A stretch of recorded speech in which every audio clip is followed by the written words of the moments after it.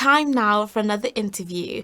As a businesswoman, activist, and UK political party leader, she has campaigned on issues including women modern day slavery, domestic violence, inequality, and online abuse. With over 20 years of experience within the charity sector, improving governance, sustainability, and safeguarding, in 2022, she launched a new political party, the True and Fair Party, aiming to bring fairness back to the heart of UK politics. Please welcome the remarkable Gina Miller. Hi, Gina. How are you? Hello, I'm well. I'm so pleased to be joining you today. Hi, it's so great to have you. I'm just fixing my ears so I can hear you properly because I want No to worries. have this wonderful interview. So, thank you so much for joining us today on Education Day. We're so excited to hear more about you and your journey. So, could you tell us a little bit more about yourself and your life's mission for the audience at home? I think you did a great introduction. I think I'm not so bold as to say I have a life mission. I'm much more simple and humble in my approach. I call out things I see that are wrong. I have a fierce passion for justice. So when I see intellectual dishonesty, corruption, or inequality, I stand up and speak out. Not because some people say I'm fearless, but because I'm fearful of what happens when we don't stand up, when we don't speak out, when we let others occupy the space and fill it with hate and intolerance. And as we've seen in the Western world at the moment, a move towards the right, towards autocracy. So I'm a great defender of democracy. I believe in people, and I believe that we have the ability as a collective, as a civic body, to make change happen. Wow, that is amazing. And I like what you said there about you are fearful of what could happen. So that's what makes you so bold in your actions. I think that's amazing. And do you think that we do enough to support young people's education around justice, equality, diversity, and inclusion? Do you feel like enough is being done in that space? Absolutely not. I think we're really being, as for generations now, we have neglected the responsibility we have to really use education as a weapon, as a tool to create change, but also to inspire and to promote justice, equality, to promote understanding, to promote compassion and kindness. It is so important.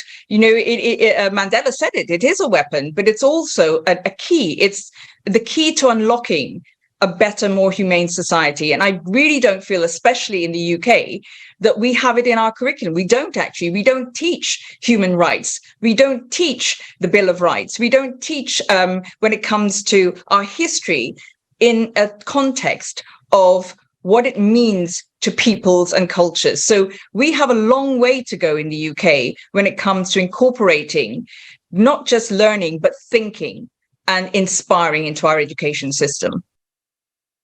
Yes, I like the distinction you made there. It's about also allowing young people to have freedom of creativity and thought, being able to actually use what we're learning to apply it to the real world. And I like that. It's very action based. And I guess another question that I have in regards to that is how important do you think education is in relation to humanity's survival, essentially? It has to be the key, because if we do not understand each other, if we do not learn about each other, about our cultures, about different peoples, if we don't have that understanding, then how do we promote humanity? I think it's absolutely essential. And that at the moment, the focus on education of making it about learning and academia is taking away from the confidence that education can bring to individuals. We're seeing around the world, we're experiencing it here in the UK, I know in many other Western countries and other countries as well. We have a generation that are growing up that are feeling quite fragile in their thinking, and the focus is on success. And we don't talk enough about taking risks, about failing, about picking yourself up, about using education as a learning, literally a learning tool, but learning to fail and picking yourself up, and what we learn from failing, not just from success. So I think there has to be a holistic approach to education. It can't just be narrowly focused on money, jobs, or success. It has to have a societal element of it, of how it is that we contribute to society through our educational channels, but through our learning.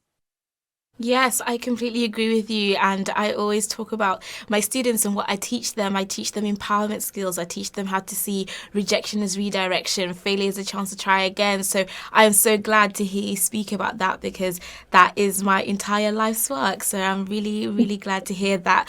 And which is ironic because I'm going to ask you now how you think that education personally for you played a pivotal role in where you are today, in your successes and in your failures. How do you feel that education has been a key for you? It has been mainly because of my parents. I think my parents you were believers in the power of education. So I was always curious. I think that curiosity that education gave me meant that I'm able to read. I like to know my facts and figures. It's taught me and helped me as a campaign and activist because I do my reading. And I have to say, as a woman, especially when you step into a activist or campaigning landscape, which is can be very male dominated at the times, you do need to know your facts and figures. So education, learning, reading, that gives me the tools to be confident to step out onto the arena of activism. So that's been very important to me, but also it helps me understand other people's point of view. And that's very important because if you're going to be an activist and you're going to call out the wrongs in life, you need to be able to challenge intellectual dishonesty, as I call it. And that means knowing your facts, being educated in the knowledge to take on those those dishonesties. Yeah, and I think I agree with you that intellectual dishonesty is something that a lot of us should like learn to be able to acknowledge, to be able to argue against, and to be able to come out with facts and figures. And I suppose for those who are at home who look up to you, look up to your journey, and also want to get into the activism space, what key piece of advice would you give them as they're on their journey of starting out? You know, what do you wish you knew before you began? I think when I began, you're driven by so much passion that you can be a little bit single minded. And sometimes there are unintended consequences to that. So I'd say look at the entire ecosystem of the particular issue that you're interested in campaigning about or speaking up about. That what you do is you learn the other players, their strengths and weaknesses, those that can partner with you, those that can take away from you, because sometimes people drain your energy and their asks diminish your ability to progress. And I think it's really important that we focus, have a strategy, learn to build your strategy, your focus, and know your strengths and weaknesses. Again, that is something that we can learn. I agree about that, especially the energy. Once again, I'm really relating to what you're saying here. And a question that I would love to know on a personal level here is what's keeping you going? What inspires you to keep on fighting for the work that you're fighting for, to do it so publicly as well? Like, what's your personal draw and what keeps you going? I have to say, many people think that I've been, to take on two prime ministers in the UK and won both cases because we had prime ministers trying to put themselves above the law when it came to Brexit that we did in the UK. Calling out corruption is something that I feel very passionately about, and defending democracy is something I feel very fundamentally in advances society. So, and education is a pillar of that. If we don't have democracy, if we don't have education, and if we don't have understanding, then I think we are going backwards in the tolerance and the progress we've made as nations. So that's what keeps me going. And forming a new party, the True and Fair Party, seems a very bold thing to have done, but I've done it against the backdrop of a country that we are experiencing a move to the right and a move to intolerance, more inequality, more division, more hate, more misogyny. And I believe that through standing up, promoting education, understanding, compassion, and people, we can actually stop that tide. Yeah, that is powerful, and I agree with you there. And I guess for those at home who are feeling moved by your words, could you tell us how people can find out about more about your work and how they can also support you in your journey? So the True and Fair Party the website is trueandfairparty.uk, where I say this is not about right or left. It's about right and wrong. It's about we take politics to a new place, which is in the future where we need to be community based. We need to be people based, and we need to move to what I call conscious capitalism and a society where we hold each other up rather than competing with each other.